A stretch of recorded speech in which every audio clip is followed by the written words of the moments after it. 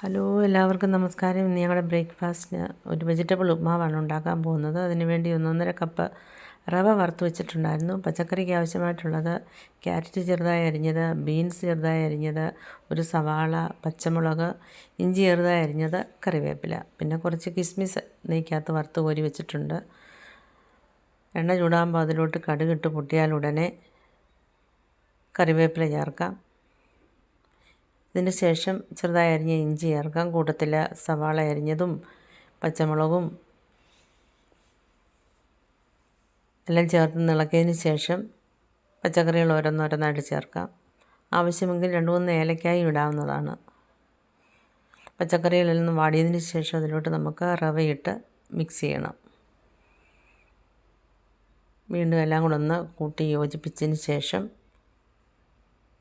ഇതിലോട്ട് ഞാനൊരൽപ്പം jaggery powder ചേർക്കുന്നുണ്ട്.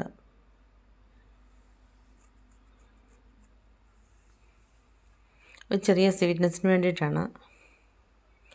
വീണ്ടും എല്ലാം ഒന്ന് മിക്സ് ചെയ്യാം. ഇനി ഇതിലോട്ട് നമുക്ക് തിളച്ച വെള്ളം ഒഴിക്കണം. എല്ലാം ഒന്ന് പൊടിയെല്ലാം ഒന്ന് മുങ്ങി നിൽക്കത്തക്കോണം, അപ്പോൾ ഒന്ന് വെന്ത് കിട്ടുമല്ലോ.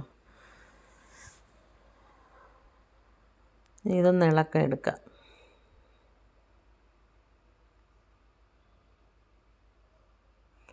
ആവശ്യത്തിന് ഉപ്പ് ചേർക്കാം. എന്നിട്ട് വീണ്ടും ഇളക്കണം. എല്ലാം ലംസ് ഇല്ലാതെ ഒന്ന് ഉടച്ചെടുക്കണം.